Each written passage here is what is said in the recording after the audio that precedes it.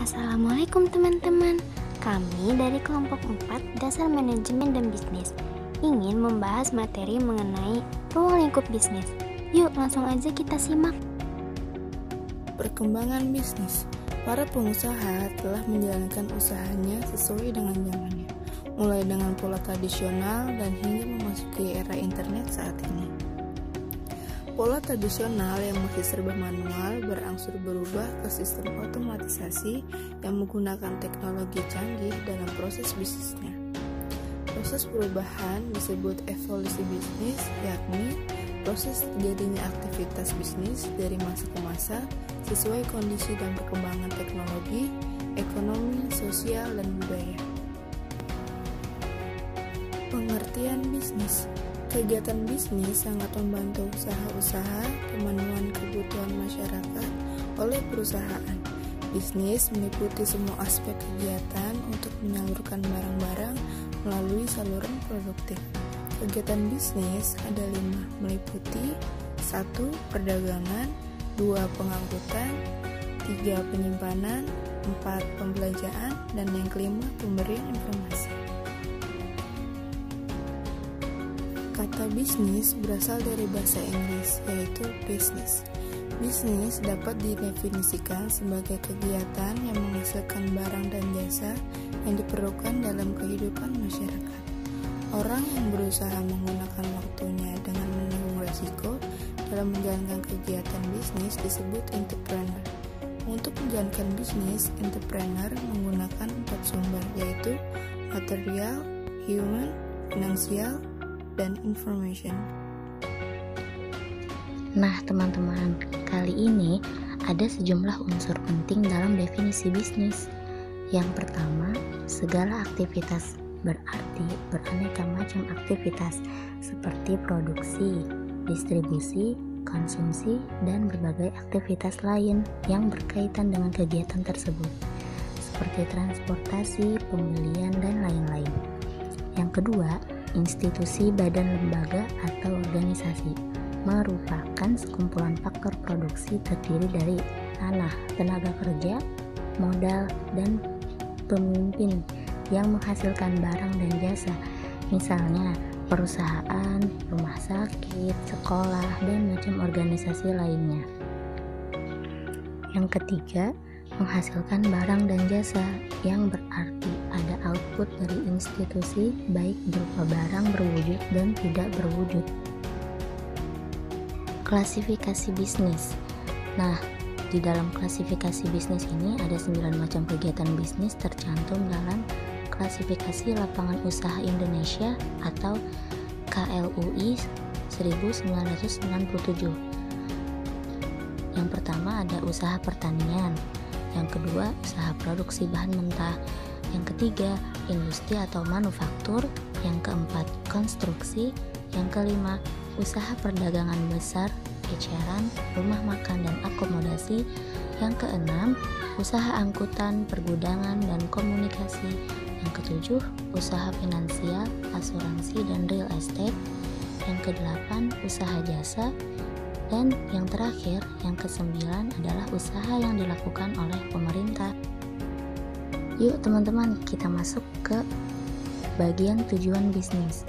Tujuan bisnis ini adalah tujuan organisasi bisnis yang pada dasarnya dapat meliputi 7 tujuan.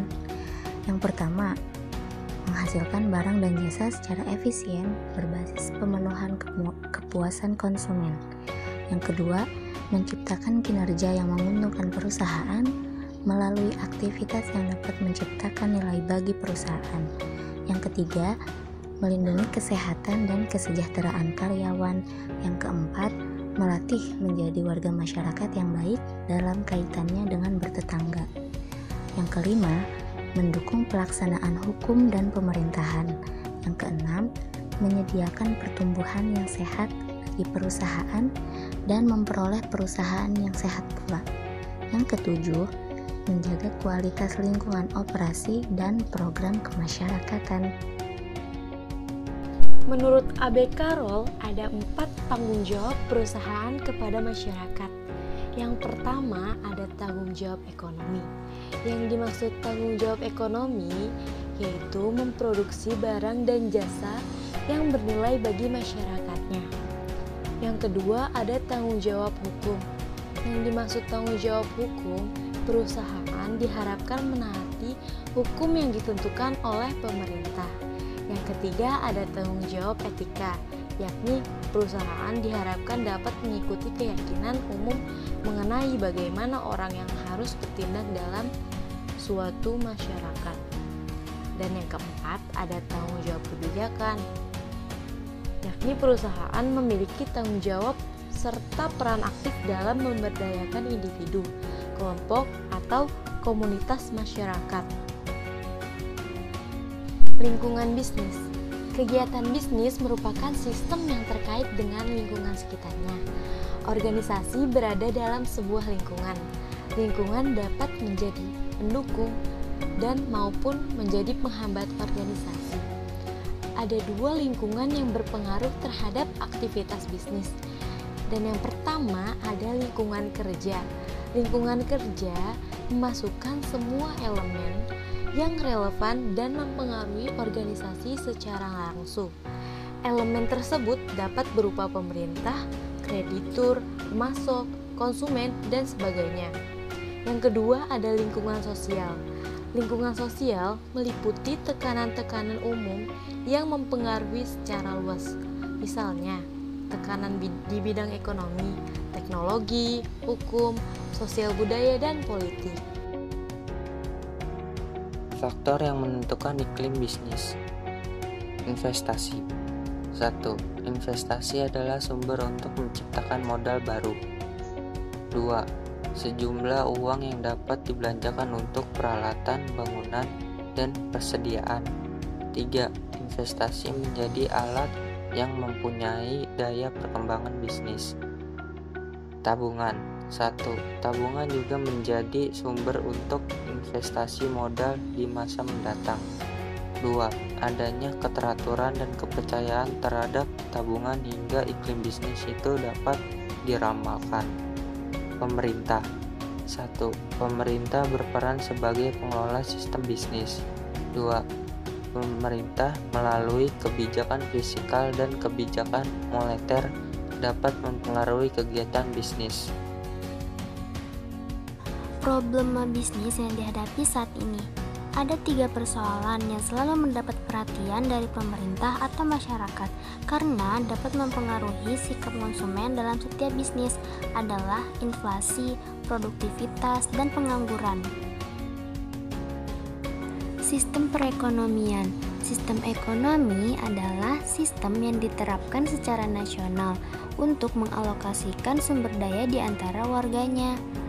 Di dunia terdapat beberapa sistem ekonomi, yaitu yang pertama, sistem ekonomi terencana, yang kedua, sistem ekonomi pasar, yang ketiga, sistem ekonomi komunisme, yang keempat, sistem ekonomi sosialis, dan yang kelima, sistem ekonomi kapitalis.